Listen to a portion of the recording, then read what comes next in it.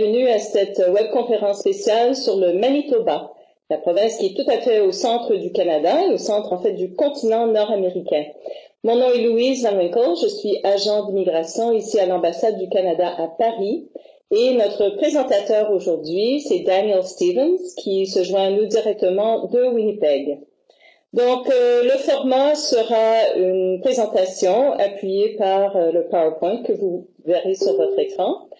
Daniel va vous parler du Manitoba, des opportunités d'emploi, les secteurs d'activité. Il va vous parler aussi du programme d'immigration spécifique au Manitoba dans le programme des candidats de province. C'est une des catégories, une des façons de faire sa demande de résidence permanente au Canada en tant qu'immigrant économique. Et puis, bien sûr, on aura du temps à la fin pour vos questions. Vous pouvez les poser à tout moment dans le module chat qui est en bas de votre écran. On fera une sélection des questions. Donc, on va privilégier, bien sûr, celles qui sont d'intérêt le plus général et celles qui sont posées de façon succincte. Donc, merci de votre collaboration à cet effet. Donc, Daniel, si tu es là, je te demanderai d'ouvrir ta caméra et ton micro pour qu'on puisse te passer la parole. Je veux juste mentionner aussi que vous avez des fichiers à télécharger. On va vous les envoyer aussi par courrier électronique à partir de demain et une page d'adresse utile de liens avec des sites web qui vont vous donner encore plus d'informations sur le Manitoba. Donc bonjour Daniel, à toi la parole. Bonjour, merci tellement Louise et merci comme toujours pour l'appui de l'ambassade. C'est vraiment ce projet, disons, d'immigration pour les candidats qui sont intéressés à s'expatrier et venir vers le Canada. C'est vraiment une chose que nous apprécions beaucoup, le travail que nous faites ensemble après tout, pour des années et des années après tout, non Louise? Voilà. Donc, je voudrais aussi souhaiter le bienvenue à tout le monde. Merci tellement pour avoir pris le temps pour apprendre un petit peu plus davantage à propos de notre belle province, le Manitoba. Comme nous a dit, pleinement au centre non seulement du Canada, mais au continent. Et comme parole introductoire, je dirais que le Manitoba a vraiment besoin d'immigration d'une façon très importante. Pour nous, notre économie et notre population, en fait, notre démographie dépend d'une immigration nette au Manitoba. Peut-être c'est différent que d'autres provinces que vous connaissez peut-être, comme de l'Ontario ou de Québec ou de provinces plus grandes, qui ont beaucoup d'immigrants qui vont là. En principe, c'est ces provinces qui, peut-être la Colombie-Britannique aussi, qui sont bien connues par ceux à l'étranger. Alors, le but de la présentation, c'est vraiment de tenter de vous convaincre que le Manitoba est vraiment une destination très importante, non seulement pour les immigrants en général, mais pour les immigrants francophones.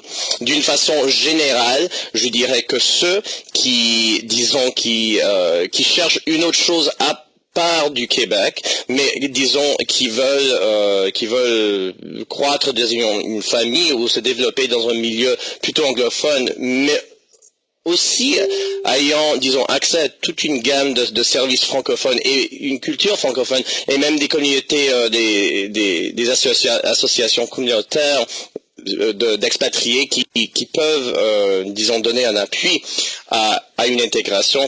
Vous verrez que je crois que le Manitoba a beaucoup à offrir. Non seulement ça, mais aussi dans le marché de travail, ce genre de choses. Alors, commençons avec la présentation. Donc, on commence avec la carte. Voilà, nous voilà en rouge, bien au milieu du continent. En fait, vous verrez que c'est une localisation stratégique géographique qui est très importante quand nous pensons du secteur de transport des logistiques, qui est d'ailleurs très important au Manitoba. Je crois que c'est la troisième plus importante, ou disons le secteur en croissance qui aura besoin, un des trois secteurs en croissance qui aura besoin de le plus, disons, de travail. Donc en termes de ça, nous voyons beaucoup de gens qui arrivent surtout pour faire du chauffage pour être chauffeur de camion. Voilà. Aussi, la proximité avec les États-Unis rend intéressant non seulement, disons, les voyages touristiques, mais aussi, comme je dis, transport, ce genre de choses, et le transport et logistique. Et voilà la carte du Manitoba. Vous voyez que, je ne sais pas si vous voyez mon pointeur là, mais vous voyez que Winnipeg, c'est la capitale, c'est la ville la plus grande, 750 000. Pas énorme, mais non, bien sûr, non, pas petite non plus. On aime bien dire que ça a tous les atouts disons d'une petite ville en termes de temps de trajet au travail, par exemple, puisque là, ceux qui nous joignent de grandes villes comme Alger ou Paris ou ce genre de choses, je suis sûr que vous appréciez le temps de trajet d'une heure ou d'une heure et demie. Ici, c'est beaucoup moins. À part de ça, dehors du Winnipeg, il y a d'autres villes, bien sûr. Brandon, c'est la deuxième plus grande, mais aussi il y a beaucoup de collectivités plus petites, francophones, presque exclusivement, au sud du Manitoba, vraiment vers au sud-ouest du Manitoba, il existe quand même pas mal de collectivités francophones. Certains immigrants d'expression française ou francophone trouvent ça intéressant à leur installer dans vraiment un petit village ou une petite ville, dépendant de leurs besoins, de leurs préférences, ce genre de choses. Voilà. Alors, côté de vue économique, puisque notre programme, c'est vraiment un programme d'immigration économique, ça s'appelle le programme Candidat du Manitoba. Comme j'ai dit, nous avons une pénurie de travailleurs qualifiés. Donc, nous avons une économie prospère et diversifiée, très diversifiée.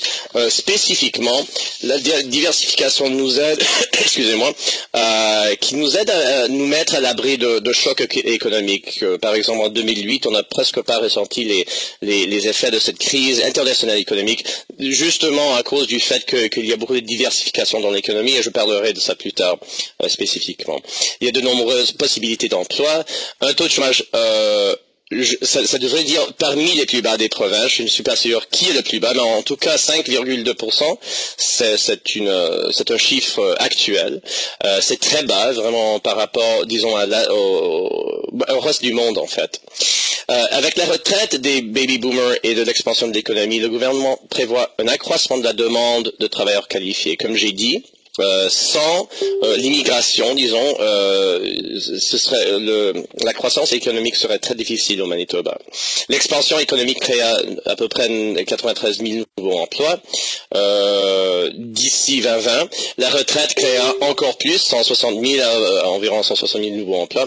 Et une pénurie, voyons, de plus de 20 000 travailleurs d'ici 2020. Alors vous voyez que les travailleurs, il y a certains travailleurs qui peuvent venir d'autre part du Canada, disons des autres citoyens ou des résidents permanents, mais la plupart, nous croyons, la plupart avec un taux de naissance assez bas au Manitoba, la plupart de ces nouveaux travailleurs, il faut les chercher à l'extérieur.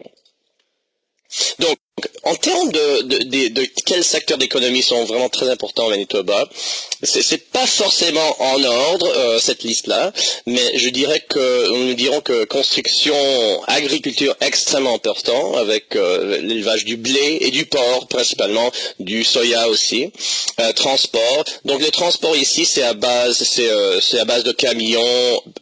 La plupart c'est à base de camions avec c'est une centre ferroviaire très importante en Amérique du Nord ici vu sa position logistique également. Assurance et finance, c'est un des grands centres d'assurance du Canada.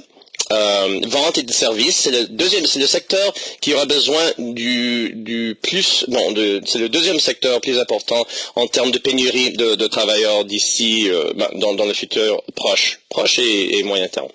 Santé, c'est une chose, il nous faut toujours des infirmières, surtout au Grand Nord du Manitoba. Là, il y a une pénurie de professionnels médicaux. Fabrication, aérospatiale, c'est un secteur important aussi. Hydroélectrique, c'est peut-être c'est le secteur le plus grand en termes de rendement en termes de dollars, disons, puisqu'il y a plus de 100 000 lacs, d'innombreuses rivières. Ceci crée une excellente situation pour la production de l'électricité à base d'eau. Nous voyons beaucoup de nouveaux arrivés d'ingénieurs, ce genre de choses, mais non seulement des ingénieurs, mais des techniciens, ce genre de choses qui entrent dans Hydro Manitoba. Exploitation minière et forestière, c'est le nickel qui est vraiment exploité au nord du Manitoba, et forestière, disons, il y a des arbres partout, toujours. Okay.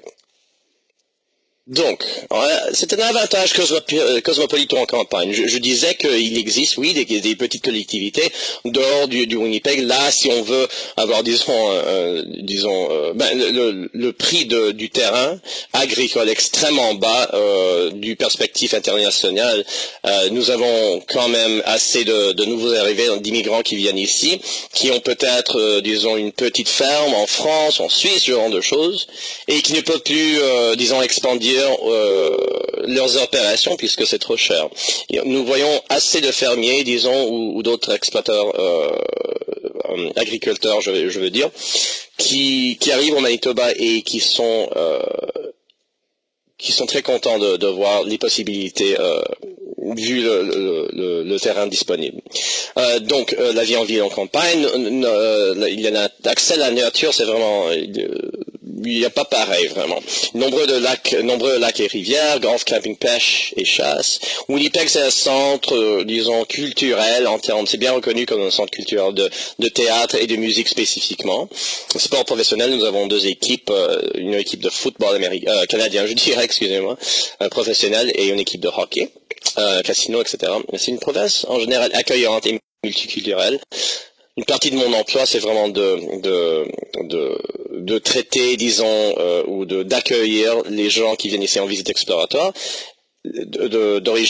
d'expression française, et je crois, c'est très commun d'entendre que les gens au Manitoba sont très accueillants et chaleureux, vraiment. Ils acceptent les nouveaux arrivés. C'est une population assez multiculturelle après des années d'immigration, et ce genre de choses.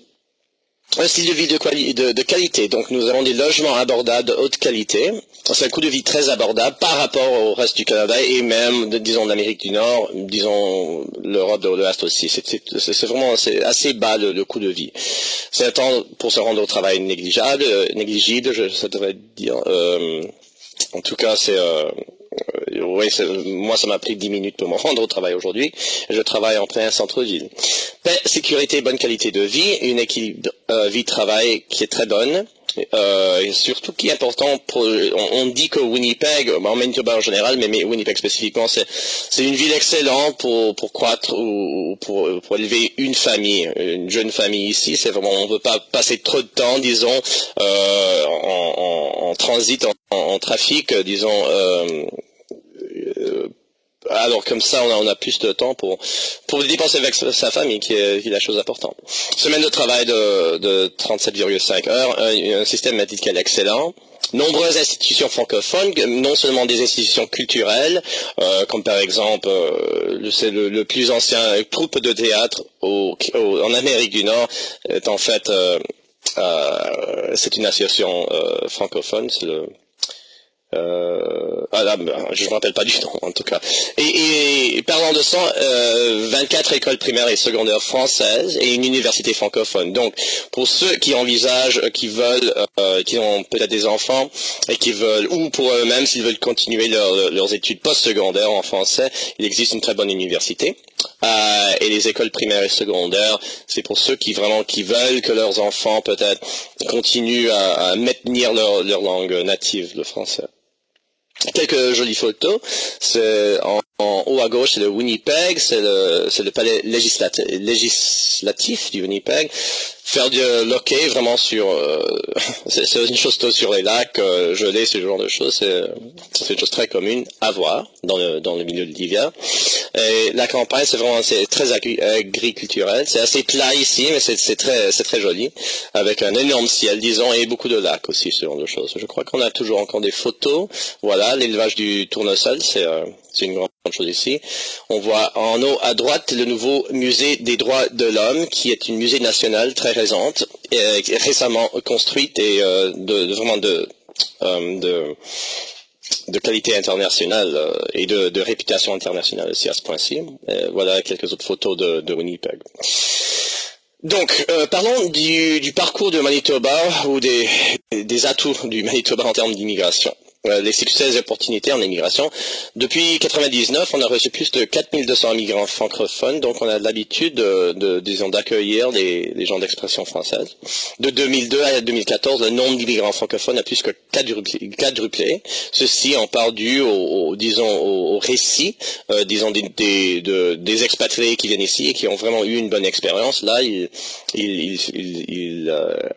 ils ont la possibilité, ou ils partagent le message, disons, avec leurs compatriotes. Un taux de rétention net pour les immigrants francophones de à peu près 87%. Ceci veut dire qu'une fois arrivés ici, les gens ne se sentent pas qu'ils doivent se déplacer, par exemple, au Québec. Qui dans certains termes peut être plus facile, disons, pour un immigrant francophone, mais à la fin de la journée, les gens qui viennent ici au Manitoba identifient, disons, un niveau de compétition entre les nouveaux arrivés au Québec assez haute et importante, et après tout, c'est vraiment un bassin beaucoup plus grand de compétition qu'il y aura là-bas. Le quatrième point, c'est important. 85% des candidats du Manitoba trouvent un emploi les 3 mois suivant leur arrivée.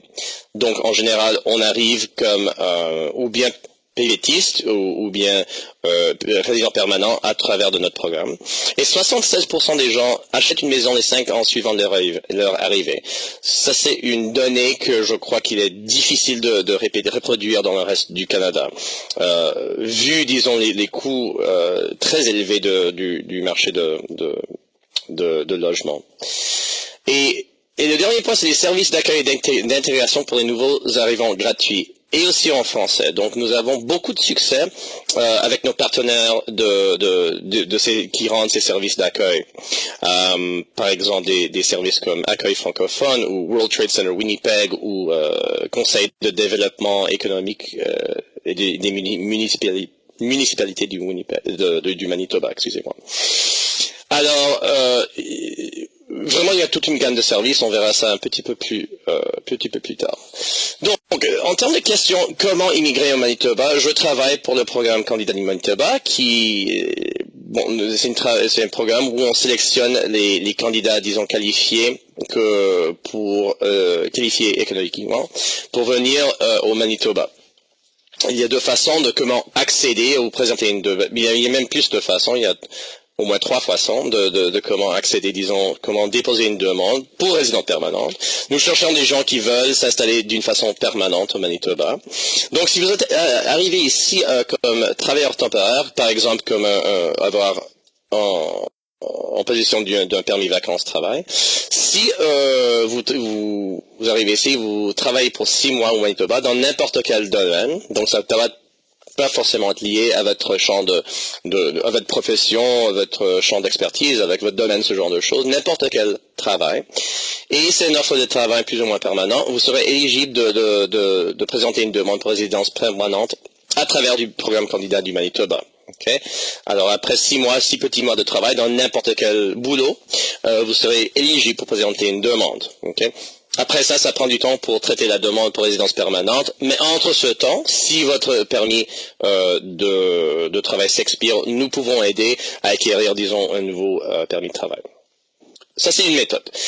Autre méthode qui existe, c'est vraiment, je dirais, avant de traiter de la visite exploratoire, c'est si vous avez par chance un ami ou un membre de famille, un parent proche ou même distant, qui veut appuyer votre demande, vous pouvez toujours faire une demande comme ça à travers du travailleur qualifié à l'étranger. C'est un volet qui s'appelle travailleur qualifié à l'étranger.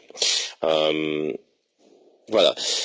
Troisième méthode, c'est spécifiquement pour ceux d'expression française, donc pour les francophones, une visite exploratoire. Qu'est-ce que ça veut dire? C'est une visite au Manitoba d'environ 1 semaine qui est pré-approuvée par le programme Candidat du Manitoba. Quels sont les critères d'éligibilité pour une visite exploratoire? Donc, il faut avoir entre 21 et 45 ans et il faut posséder un diplôme postsecondaire d'au moins 1 an dans n'importe quel domaine, 2 ans de travail à temps plein au cours des 5 dernières années. Donc ça veut dire dans n'importe quel domaine. Des résultats d'un test qui est un test d'expression français au niveau canadien linguistique de 5. C'est un niveau assez bas, mais voilà. Et en termes de valeur nette personnelle, il faut démontrer 10 000 canadiens pour le demandeur principal et 2000 pour chaque dépendant. Donc une famille de 3, ça serait il faut démontrer une valeur nette de 14 000 $. Attention, pour présenter une demande au programme, c'est gratuit à ce point-ci. Alors ça c'est vraiment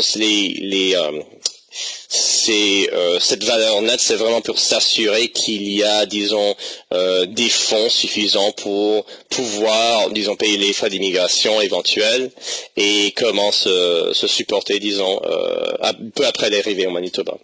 Et il faut démontrer la capacité de s'intégrer dans le milieu de travail manitobain.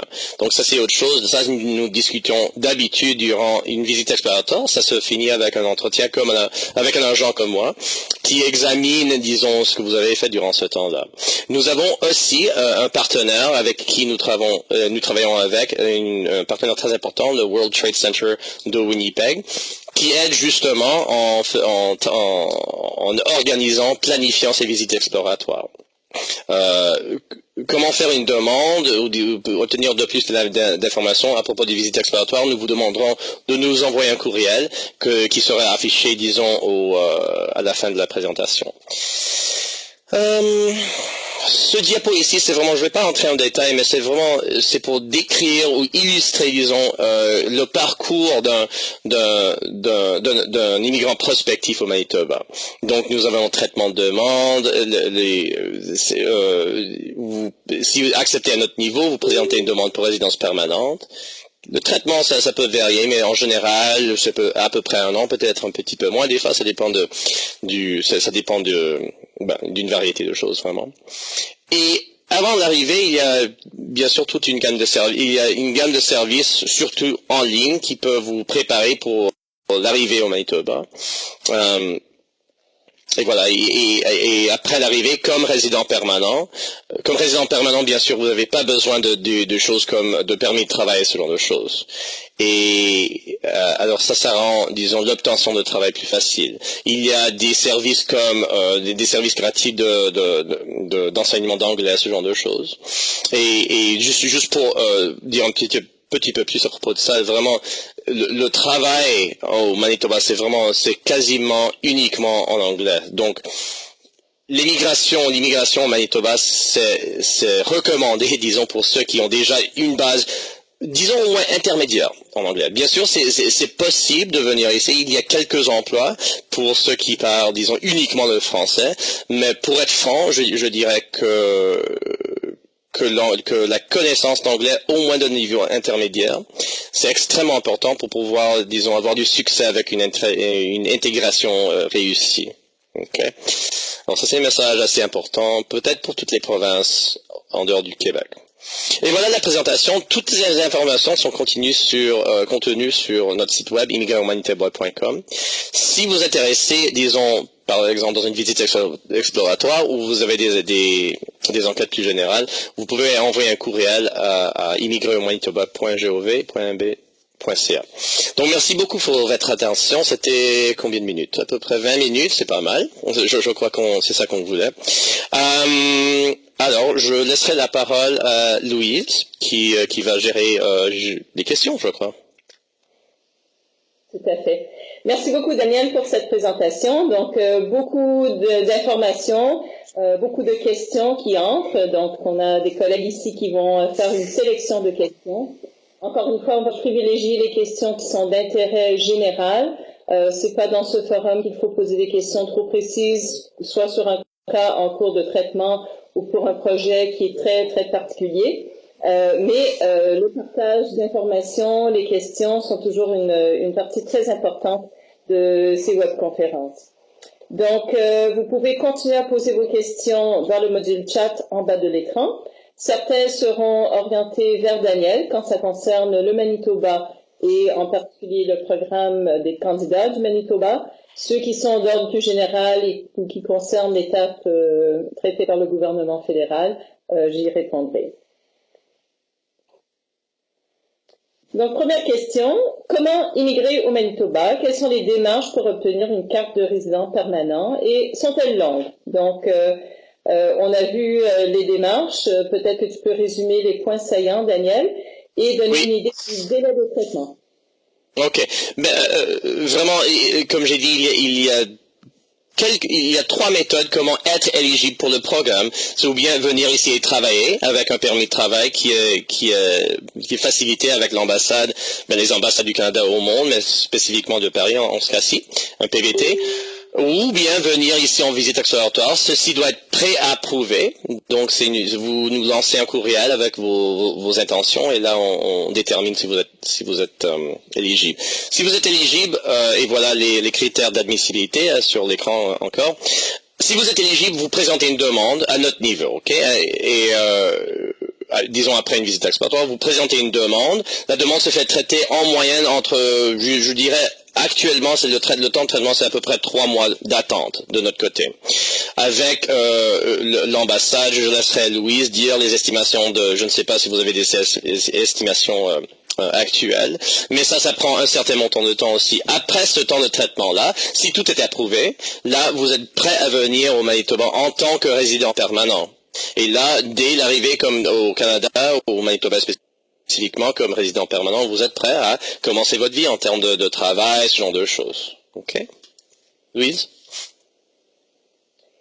Pour ajouter, au niveau fédéral, les délais de traitement peuvent varier selon les pays où vous avez vécu, le pays à partir duquel vous faites votre demande. Donc, le mieux, c'est de vérifier sur le site de l'immigration, donc cic.gc.ca. Vous aurez les délais de traitement pour les différents types de demandes, que ce soit permis d'études, permis de travail ou bien la résidence permanente, en fonction d'où vous êtes dans le monde, puisqu'on a des gens qui sont connectés aujourd'hui de nombreux pays. Prochaine question. Donc, tu mentionnais, Daniel, que le logement est abordable, qu'on peut accéder à la propriété assez facilement. Est-ce que tu as une idée du prix moyen du mètre carré? Alors, donc, le mètre carré, c'est pas une méthode de calculation typiquement nord-américaine. Alors là, sur le point de cette question, je ne saurais pas comment. Peut-être toi-même tu saurais, Louise, comme ex-Manitobaine. Je dirais, je sais la valeur, disons moyenne, disons pour commencer une maison, c'est à peu près entre 185 000 et 210 $. 210 000 $ pour commencer. Donc, par mètre carré, je sais pas, mais j'espère que vous pourrez faire disons la calculation. C'est dur à faire. Ça, c'est une maison de taille et, disons, moyenne peut-être. Ok. Vous pouvez... Donc, avec salon, cuisine, salle à manger. C'est ça, oui. Probablement. Oui, c'est ça, ouais. D'accord. Et peut-être si on ne calcule pas en mètres carrés, c'est qu'il y a de la place chez nous. Donc, c'est plutôt en termes d'espace habitable dans le sens d'utilisation des différentes pièces. Ça va dépendre bien sûr du type de construction, du quartier, mais effectivement, on peut toujours acheter une maison et ça, c'est à Winnipeg même, donc dans la capitale, pour un montant qui correspond à moins de 150 000 euros, pour donner ce point de comparaison. Oui, et juste pour ajouter un petit peu, disons, faire une comparaison avec des villes comme Montréal, Toronto, Vancouver, ça c'est disons les centres les plus grands, disons, au Canada.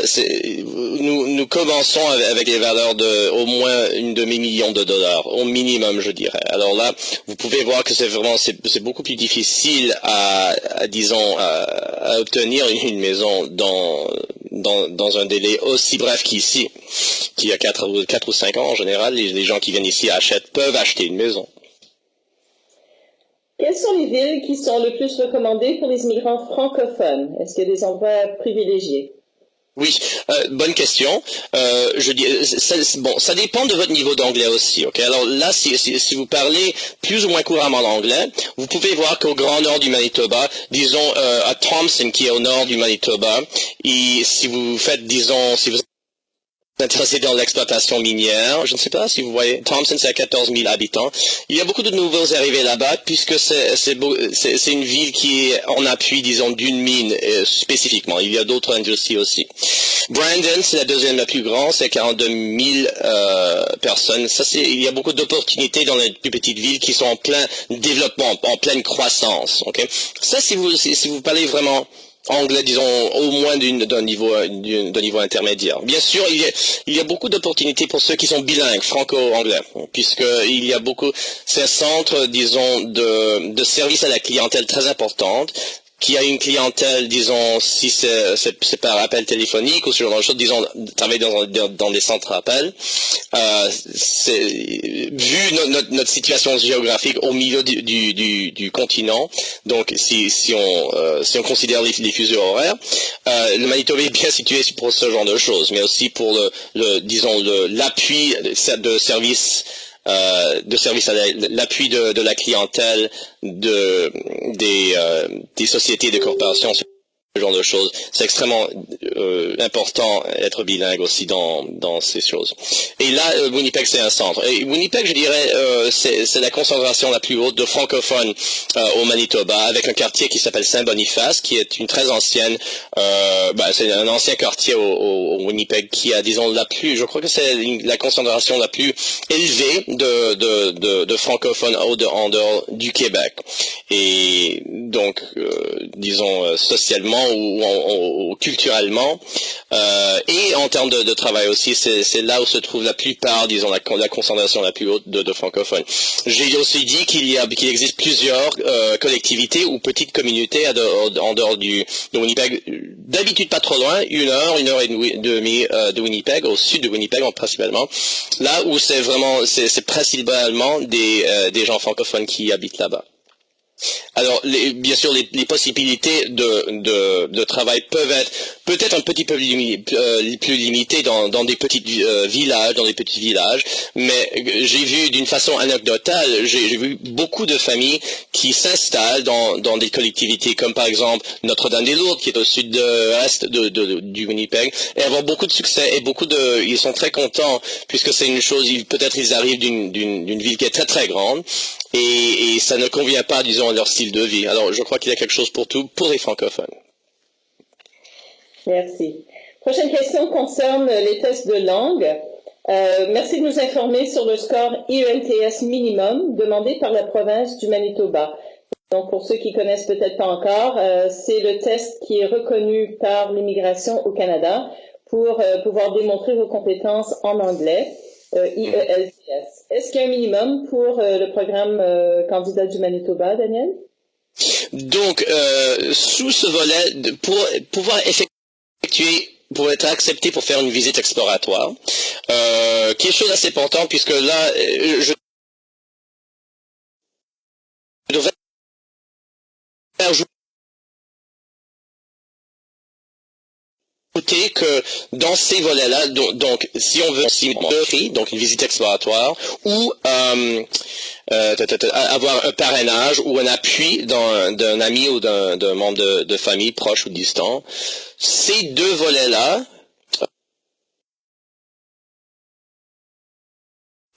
n'exige pas une offre de travail. Ok, alors là, il faut un minimum du NCLC 5 pour le volet pour pouvoir effectuer une visite exploratoire. Mais attention, ce n'est pas nécessaire comme un demandeur ou un applicant francophone, on cherche seulement les résultats du test d'expression français. Si on a confiance, on peut obtenir, disons, un pointage additionnel si on peut soumettre des tests de IELTS ou IELTS supérieurs au NCLC 5. Donc vous recevez par exemple 5 points additionnels pour ce genre de choses. Okay? Donc, pour répéter, ce n'est pas nécessaire pour les francophones. Pour les francophones, on cherche vraiment un test d'expression français. Et tout le monde a besoin de faire ça, je dirais. C'est pas seulement, même si vous venez d'un pays ou même si vous parlez seulement le français, malheureusement, il faut présenter un TEF. Donc, pour les francophones, test obligatoire, peu importe son parcours, son pays de résidence, un niveau au moins intermédiaire. Et si on a des bonnes compétences en anglais, on peut aussi passer le test d'anglais et ça va améliorer ses chances d'être admis. Pour répéter le message là, c'est très important de pouvoir parler anglais au Manitoba pour avoir une intégration réussie. Vas-y, merci Louis. Oui. Très bien. Donc la prochaine question, c'est sur les besoins des immigrants francophones du Manitoba. Est-ce qu'il y a des besoins dans tous les métiers ou bien est-ce qu'il y a des secteurs plus demandés? Je prends l'exemple des nouvelles technologies. Ok. Est-ce que la question commençait avec les immigrants francophones spécifiquement ou immigrants en général? C'est spécifiquement les francophones, mais on peut l'élargir aux besoins de main-d'œuvre en général. Ok. En secteur de. Ok. En général, comme j'ai dit, ceux qui peuvent s'exprimer en français auront beaucoup de chances, disons, dans les secteurs de services, qui est en croissance. Donc il existe la demande, et je parle d'une façon très générale, puisque je suis pas forcément agent de marché de travail. Bien que mes connaissances sont assez bonnes à propos de où les secteurs sont en demande et en croissance au Manitoba, je ne vais pas pouvoir parler spécifiquement, disons, d'emploi, mais il y a des outils sur ligne. D'ailleurs, sur notre page de lien web utile, il y a à travers de travail, c'est un site web fédéral, je ne me rappelle plus du site web exactement, mais là vous pouvez entrer, disons, votre travail et voir ce que sont les possibilités d'emploi. Disons je crois que c'est pour les 2 ans qui viennent jusqu'à 2018, je crois. Ils ont des données pour des estimations de commencer le travail dans le secteur. En termes généraux, on aura, disons, parler français, c'est un atout dans le secteur de services, par exemple. Okay? D'autres choses comme des métiers techniques en informatique, ce genre de choses. Informatique, c'est en général partout au monde. C'est vraiment une discipline. C'est vraiment un domaine anglophone principalement. Il existe quelques emplois ici et là avec des sociétés comme Radio-Canada qui c'est la société journalistique de nouvelles qui parfois a besoin de gens francophones. Il existe quelque chose comme, disons, les journaux d'expression francophone, les blogs, ce genre de choses. Parfois, il existe des options. Mais pour souligner le message, c'est que, pour la 3e fois je dis ça, mais vraiment, l'anglais, c'est très important. Okay. Métier technique, plutôt en anglais ici. Et je pense que le site auquel tu pensais, c'est Guichet Emploi, en anglais, Bank. Effectivement, il y a toute une section explorer les carrières, explorer les professions, qui permet d'entrer les métiers, les professions qui vous intéressent, les villes ou les régions du Canada qui vous intéressent. Vous aurez effectivement les perspectives d'emploi, les offres au jour le jour, et aussi beaucoup d'informations sur les salaires pratiqués. Et s'il s'agit de professions réglementées, à quel ordre professionnel, quelle association professionnelle vous devez vous adresser. Donc, excellente recommandation, beaucoup d'informations sur guichet emploi au pluriel, .gc.ca. Job me demande si on peut être candidat pour les programmes de plusieurs provinces en même temps, et par extension, pouvons-nous être candidats pour toutes les provinces pour accumuler les chances d'être sélectionnés. Je vais répondre au nom de la Fédération canadienne. Oui. L'immigration est un pouvoir qui est partagé entre le gouvernement fédéral et les provinces. Ça explique pourquoi il y a des catégories fédérales, travailleurs qualifiés fédéral, métiers spécialisés fédéral, la catégorie d'expérience canadienne pour ceux qui débutent par un emploi temporaire au Canada, mais aussi chaque province, chaque territoire qui peut sélectionner un certain nombre de ces immigrants. Une particularité, c'est le Québec qui sélectionne tous ces immigrants économiques. Donc, est-ce qu'on peut être candidat pour les programmes de plusieurs provinces en même temps? La réponse qui m'est venue à l'esprit quand on m'a posé la question précédemment, c'est que c'est un peu comme être fiancé à plusieurs personnes en même temps. C'est pas illégal, mais ça se fait pas trop. Cela dit, dans le contexte des programmes fédéraux, vous pouvez effectivement indiquer 1, 2, toutes les provinces et à ce moment-là, continuez à vous informer, à prendre vos décisions. Je vais en profiter pour faire une petite page publicitaire. Cette série de webconférences est une façon de vous informer un peu plus sur les différentes parties du Canada, les spécificités en termes de perspectives d'emploi, de situation économique, mais aussi les critères des programmes des candidats des provinces qui peuvent être très différentes selon les besoins, les objectifs de chaque province. On organise aussi dans quelques semaines maintenant notre grand événement annuel qui s'appelle Destination Canada. Ça sera aussi l'occasion de creuser cette question, d'avoir plus d'informations sur les opportunités dans différentes parties du pays. Et donc, ceux d'entre vous qui pourront vous déplacer à Paris ou Bruxelles à la mi-novembre, on vous invite à vous inscrire dès maintenant, faire une demande de participation sur le site de Destination Canada. Il y aura aussi, pour ceux qui ne peuvent pas venir, plusieurs des ateliers, des présentations qui seront disponibles en web diffusion. Donc, c'est une occasion aussi d'approfondir vos connaissances sur les différentes provinces. Donc, programme des candidats des provinces, je pense que Daniel serait d'accord qu'ils veulent des gens qui ont vraiment des liens avec le Manitoba. C'est ça, donc... Oui, c'est ça. Ben, en général, je crois que toutes les provinces diront la même chose, c'est que on cherche des gens qui sont peut-être un petit peu plus focalisés, disons, ils ont, disons, un projet d'immigration qui est bien mûri. En général, ça veut dire que ils ont déjà fait des recherches à propos de la destination éventuelle où ils veulent se poser au Manitoba. Nous voyons beaucoup et nous encourageons, disons, les gens qui font des recherches approfondies, comparatives de province à province, puisque, pour être franc, peut-être le Manitoba c'est pas parfait pour tout le monde, peut-être le Québec c'est pas parfait pour tout le monde, ok? Mais alors, cette visite exploratoire, ça aide vraiment, ça rend deux choses, ok? Ça démontre, disons, ça démontre que vous êtes sérieux, disons, à venir au Manitoba, puisque faire une visite exploratoire au Manitoba, évidemment, ça coûte de l'argent, ça prend du temps, il faut peut-être prendre du temps du travail, prendre des vacances sur d'autres choses. Alors, ceci représente, disons, une certaine, un niveau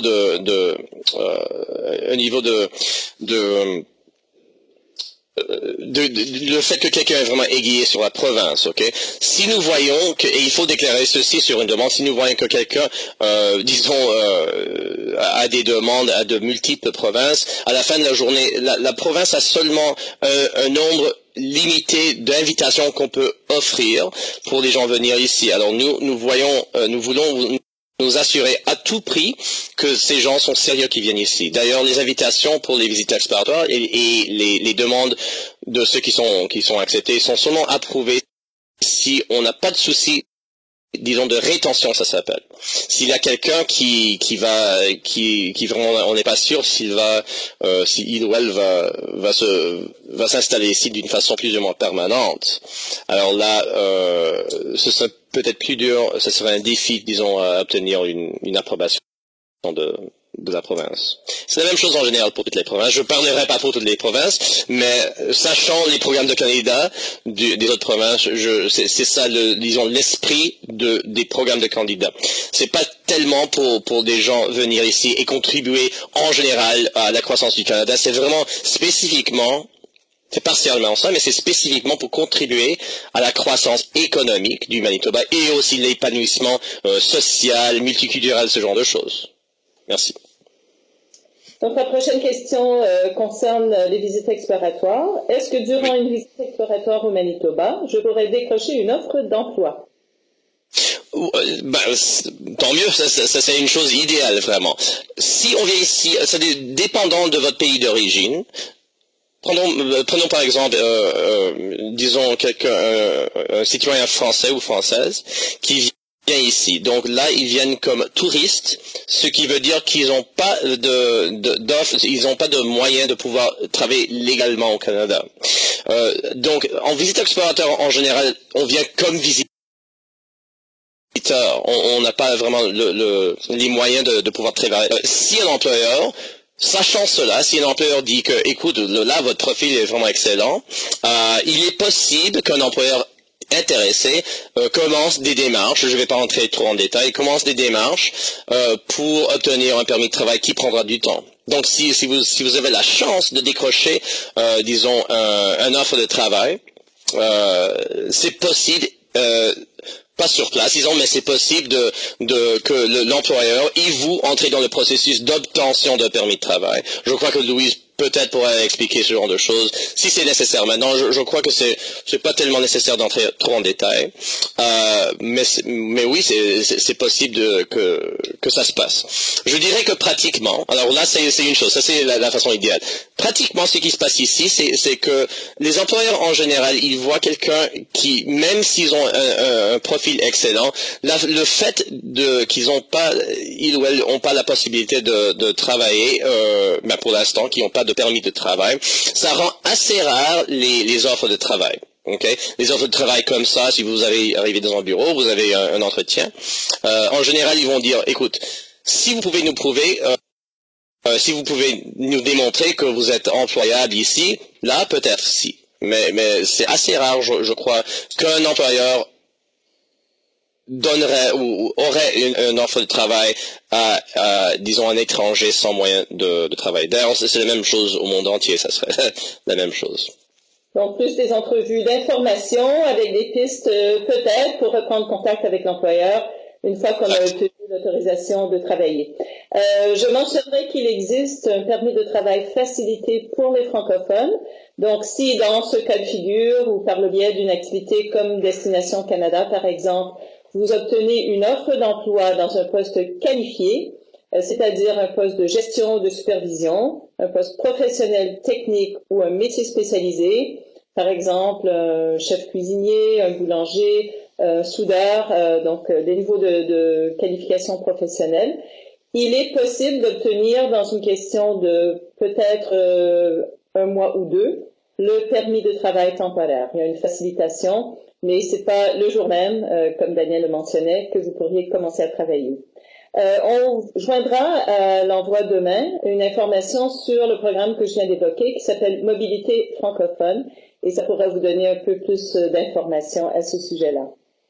Donc, juste pour additionner une dernière chose là, Louise, c'est que le fait, c'est comme un programme nouveau, c'est peut-être vous rencontrez peut-être des employeurs au Manitoba ou autre part qui seront peut-être pas au courant de ce genre de choses. Et en partie, c'est l'ambassade avec Louise travaille beaucoup à chercher, à disons éduquer les employeurs puisque c'est une chose nouvelle.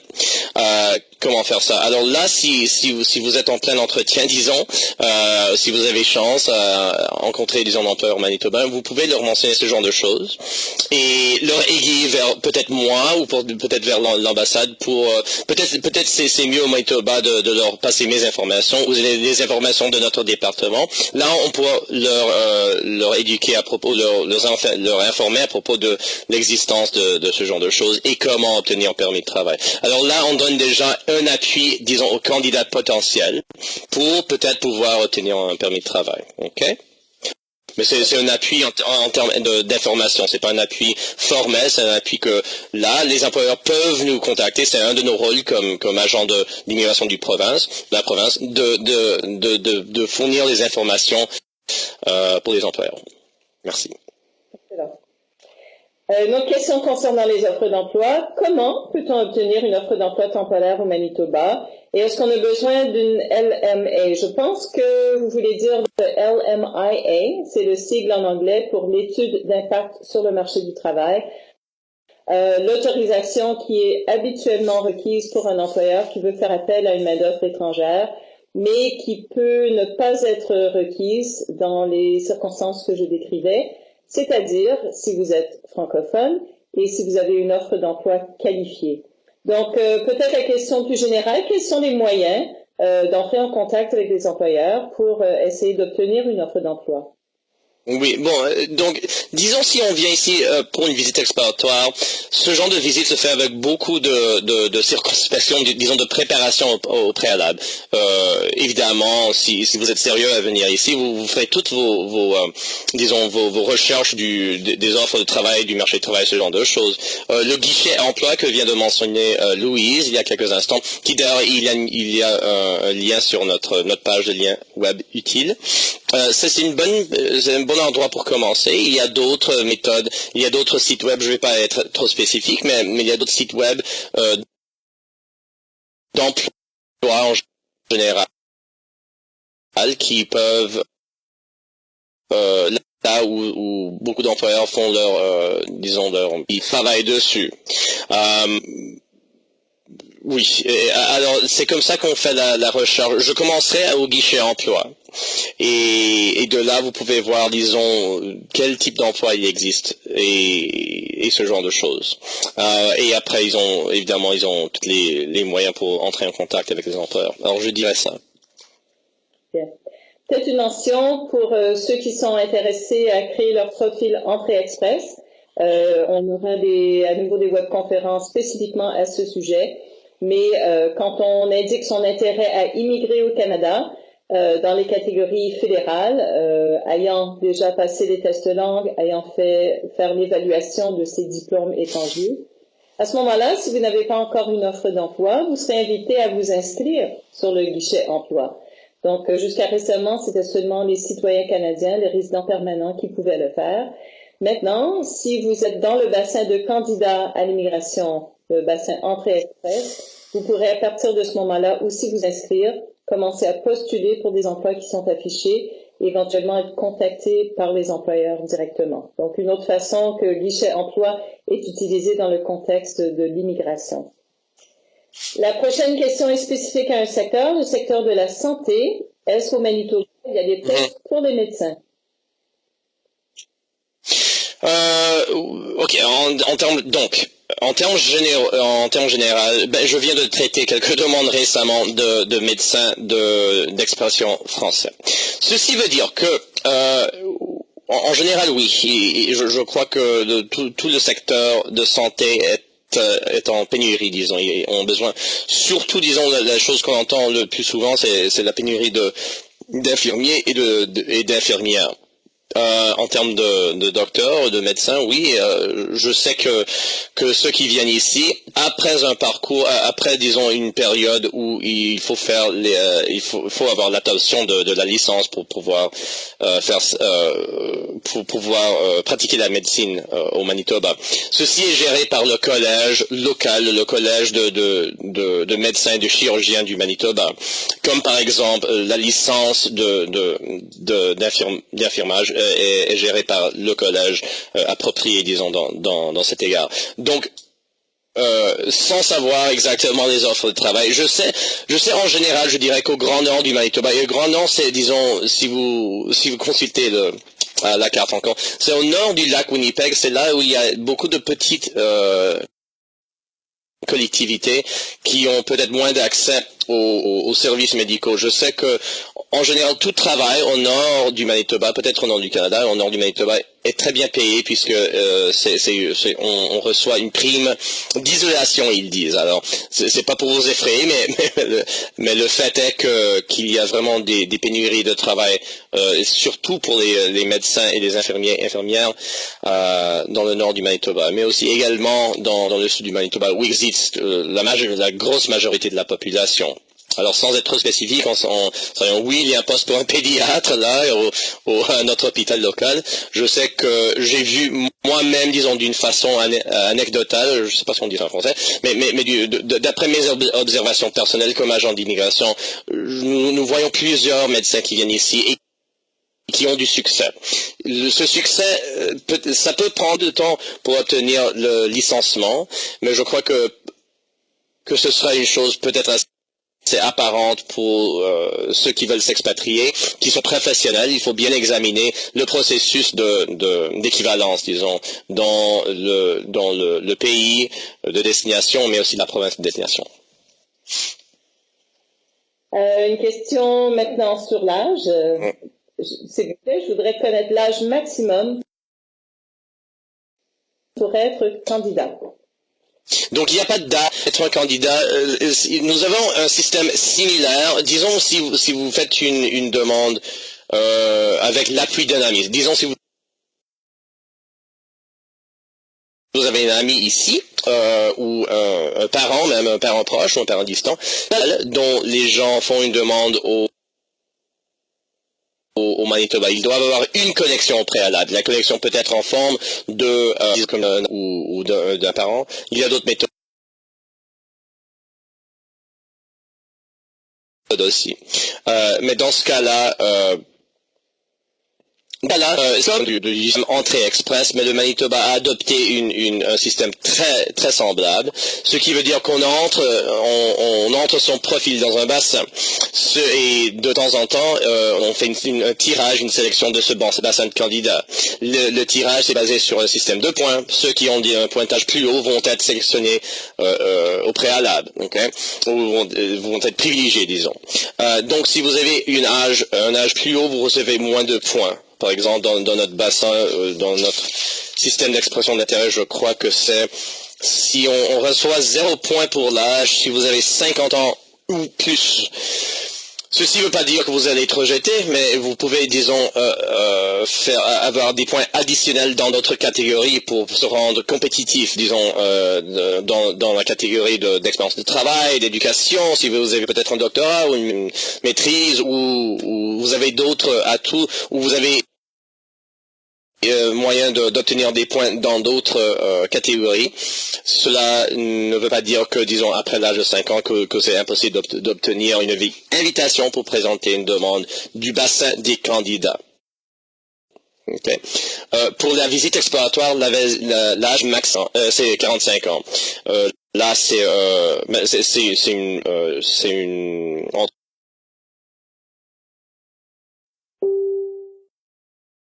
entreprise, c'est un volet, une initiative, disons, spéciale.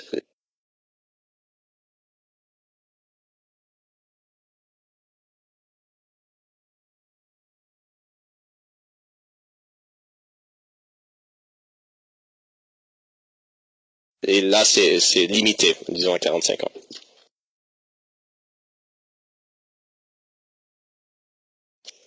La prochaine question concerne ceux qui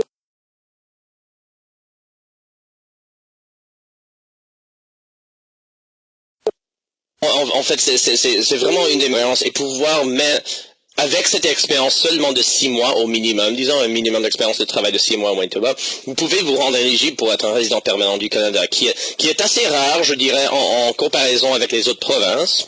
C'est que parfois, quelques autres provinces, disons, ont une limite, disons, ou une restriction sur quel type d'emploi est possible pour être éligible pour leur programme de candidature, et donc pour résidence permanente. Là, pour nous, il n'y a pas de restriction. Vous pouvez travailler comme serveur ou serveuse, ou disons, des occupations, disons, introductoires, des occupations plus, disons, peut-être qu'on début à sa carrière, au début de sa carrière, on aurait. Là, on reconnaît, et ça on offre puisqu'on reconnaît qu'il y a un assez grand défi parfois pour un nouveau arrivé, surtout peut-être jeune, récemment diplômé peut-être, qui a peu d'expérience de travail dans un pays étranger.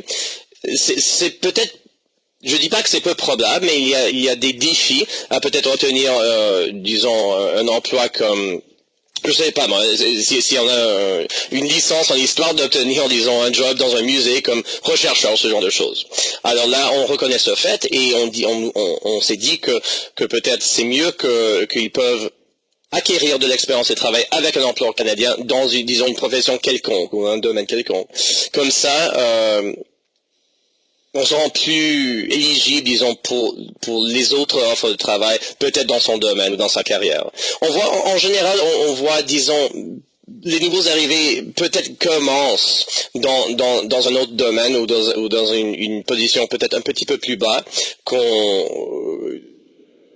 a actuellement dans son pays d'origine, et après 2, 3, 4 ans par là, on résume en général, ça c'est en général, sa carrière à peu près le même niveau. Donc il y a une période d'ajustement qui est inévitable pour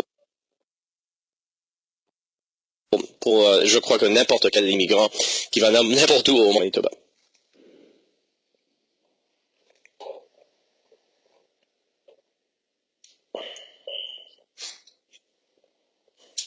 Voilà. Je crois que nous avons le temps peut-être pour une dernière question, si on en a en stock. Oui. Toute petite hésitation dans le son, mais ça semble être revenu maintenant. Une bonne question sur laquelle terminer. Et je vais le mettre en contexte. J'ai moi-même vécu au Manitoba pendant 3 ans avant de venir en France. Oui, voilà. J'ai survécu. Allez-vous nous parler Oui, du climat? mais c'est pas que j'ai évité tout ça, puisque le climat... Bon, l'hiver, disons, c'est ça la chose à adresser. Bon, le climat dans l'été, c'est sec et il fait chaud aussi. Donc ça c'est, mais l'été c'est pas la chose que les gens connaissent le mieux du Canada, spécifiquement du Manitoba, c'est vraiment l'hiver. Et pour parler de ça, c'est vraiment, oui, il fait très froid. Disons, je vais pas, je vais pas éviter ce point-là, il fait très froid. Mais par contre, la chose est que c'est d'échapper, disons, à ce froid qui rentre dans les eaux, on dit. C'est ça où les climats plus humides, disons, qu'on est proche les climats maritimes sont souvent comme ça, même s'il fait seulement moins de 5 ou quelque chose comme ça.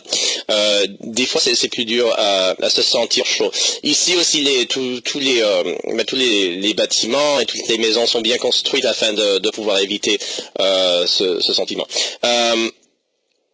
La température n'empêche pas les gens de sortir et vraiment de prendre avantage, disons, des loisirs, surtout au Manitoba, comme faire du toboggan ou du snowmobile. Je sais pas comment on dit snowmobile en français, Louis. Snowmobile, c'est machine à neige, je crois. Voilà. Motoneige, voilà. Ce genre de choses est très populaire. Ski de fond, même la pêche sur la glace, c'est vraiment une expérience très unique. Donc le fait que le Manitoba, en moyenne, un Manitoba passe beaucoup de temps à l'extérieur, même dans l'hiver, puisque c'est extrêmement ensoleillé aujourd'hui. Je crois que c'est une des provinces, ou sinon la province la plus ensoleillée au Manitoba.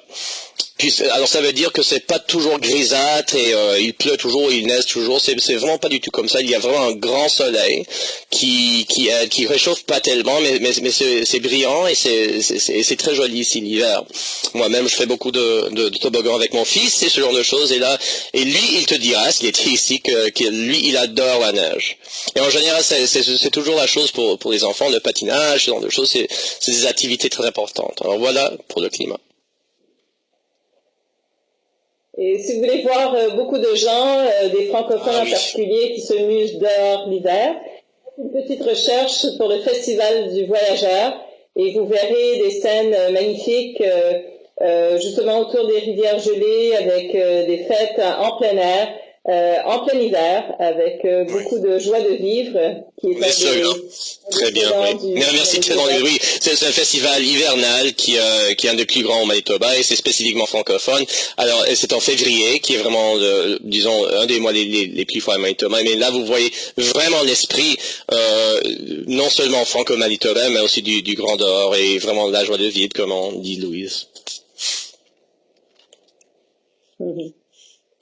Voilà, merci beaucoup Daniel pour toutes ces explications, toute cette information. Merci à vous tous pour votre participation aujourd'hui. On a lancé un petit sondage pour avoir votre rétroaction. Pendant que vous le complétez, j'en profite pour mentionner que notre série de webconférences avec les provinces et territoires continue. Donc demain, à la même heure, le 27 octobre, on recevra les Terre-Neuve et Labrador.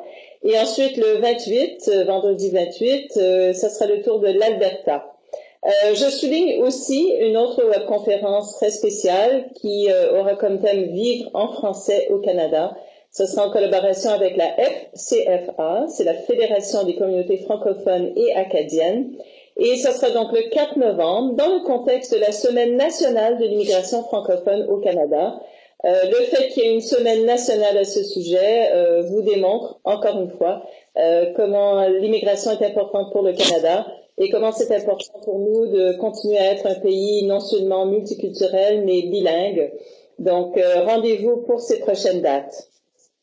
Merci de votre participation, de votre intérêt. Au revoir Daniel, à très bientôt. Merci tout le monde. Merci du Manitoba aussi. Merci Louise.